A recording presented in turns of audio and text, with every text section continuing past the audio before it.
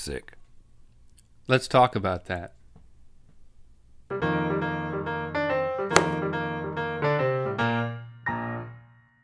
Good morning, Chia Lincoln. Whoop, whoop, whoop, whoop, whoop. It is January 312011, and it is a Monday, and I've never felt better. How do you feel, Rhett? I feel like death. You do? Are your lungs rattling, or is that your phone on vibrate behind us? I'm getting a phone call. Okay. Somebody's calling to tell you that you're miserable and you're sick and you should go home and you should get into bed. Hey, this is probably folly on my part to be this close to you. Yeah. I hope you had a great weekend. I hope you didn't come down with something. I have been fighting something off, but I think I'm succeeding and you're failing. Yeah, what you fought off, I succumbed to. On Saturday morning, I woke up to go do my weekly coaching job. I coach my son's basketball team, and I knew that something was wrong when I woke up, but I said, you know what? I'm committed to this. I'm a coach. I tuck my shirt in and I coach basketball. So how much do you get paid for that? I think you actually have to pay to do it. I don't get paid anything. Really? I kind of feel like there should be like some sort of barrier in between us. Just don't breathe in. Can you like put for the next 10 minutes? Yeah, just do that. Okay. I don't have SARS. I can't drink my coffee when it's... I did a coaching job, and then I went home, and I was like, this is just getting worse and worse and worse. And what started as I thought like a flu-like symptom turned into a stuffy nose, turned into the beginnings of a sore throat last night. And then I woke up yesterday morning, and I felt like I had been in some sort of accident that involved... Head trauma? At least like a medicine ball or like a young child or a weight, like an 8-pound weight being dropped right here on my upper chest, like the entire, like taking a deep breath really hurts. It's like some sort of upper respiratory thing. And it got worse yesterday, and then I woke up this morning and I felt worse than I did the previous days. It's getting worse. And I said, you know what? Definitely shouldn't be this close to you. You know what? I'm going into work. I'm going into work because I've got to do Good Morning Chia Lincoln. And then I'm going to go home. And here we are, doing it. So I got to stay here and keep working? Is that how this works? Well, I have this desire to go home after we do this, and we do the intro to our video we're releasing today on our main channel, because I got to admit, I was pampered a little bit by my mom growing up. Mm-hmm. My mom was a stay-at-home mom, so it was like if I was sick, I could be like, Mama, I'm sick. And she'd be like, okay, son, and I could stay at home. Now, I didn't fake. I wasn't a faker, and I didn't get sick that often, but I never had perfect attendance in a given year. There was always at least 1 or 2 sick days. And my mom would like give me some Sprite. I'd get on the couch. She'd give me a blanket. Chicken noodle soup, Sprite. And then after a while, you're like, this is pretty good being sick. Like a spa. And then she'd give me like a movie to watch. I remember sitting there watching American Tail, just crying my eyes out about Fievel being lost.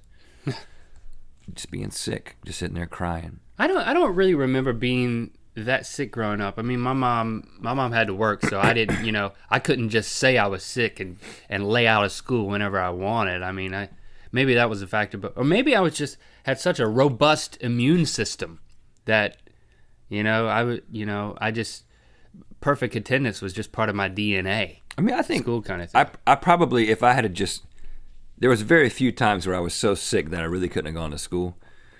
But I kind of carried that mentality over into the rest of my life, so that, when I got a real job out of school, if I was sick, I'd stay at home. But ever since we started this business, we just work every day, no matter what. An ounce of prevention is worth a pound of cure. Ben Franklin said that, I think, and it. You know what that means? If you feel a little sick, you lay out one day so you don't make all your coworkers sick, and you have to lay out for 3 days later. But I think for me, I didn't get that sick, but the memories I do have of being sick as a child were being really sick, like vomit sick. Like my mom would set me up on the couch, and she would give me the Sprite and the chicken noodle soup. And I remember I had this sleeping bag, and like a navy blue sleeping bag that had reindeer on the inside of it. Like a Snuggie of the 80s. Yeah, and I would only sleep in it when I was sick. And I remember getting in my reindeer sleeping bag, Sick bag. and vomiting, that type of vomit that's like projectile, like across the room. I remember vomit going from me and hitting the television. That never happened. I don't believe Well, that. you've never been really sick. You've just been like low level sick. I've gone all the way, and I've returned to tell you about it. What do you do when you get sick? And what are your expectations? Well, Do you have to have a Sprite? what is it about Sprite and chicken noodle soup that's supposed to be a cure-all? It's supposed to be ginger ale, but kids don't like ginger ale, so well, Sprite's kind of close. Is that an American thing? I mean, people in other countries. We know we have an international audience watching Good Morning Chia Lincoln, or Good Afternoon, or Good Night Chia Lincoln, wherever it is, whatever time it is when you watch this. What do you do when you get sick in other countries? Chicken noodle soup, is that on the menu? Sprite?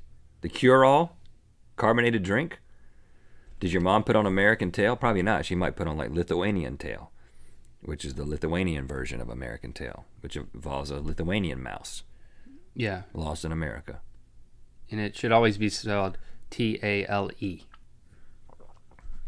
You don't want Lithuanian tail spelled the other way. Don't Google that.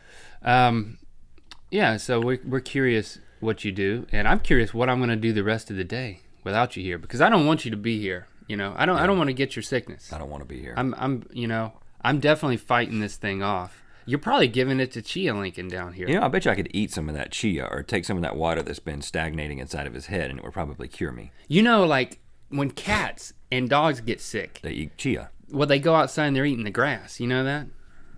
Maybe you should do that. Go outside and eat some grass. Forget the Sprite and the chicken noodle soup. Do you feel any better?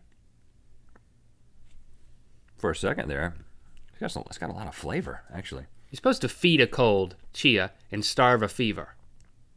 I think that's the saying. Feed a cold chia, starve a fever. Let us know what you think. Let's check in with Chia Lincoln. No need to drag this out, you know, in the midst of your sickness. I'm sorry I couldn't have more energy, people. I'm sorry I'm sick. Speaking of low energy and disappointment and potential sickness, our boy Chia Lincoln is, the sprouts are getting warbly. Yeah. It's like they're getting crooked, and they're searching for life and not finding it anywhere, especially on top. This is the beginning of the end, Link. And this is the end of Chia Lincoln Monday. We'll be back tomorrow, or at least I will be, or maybe you'll be better and I'll be sick. I'm going to get some rest. I'm going to liquefy myself. And, Like the guy from Terminator? yeah, I'm going to turn myself into a puddle of molten Metallic stuff. metal and go home. See you tomorrow.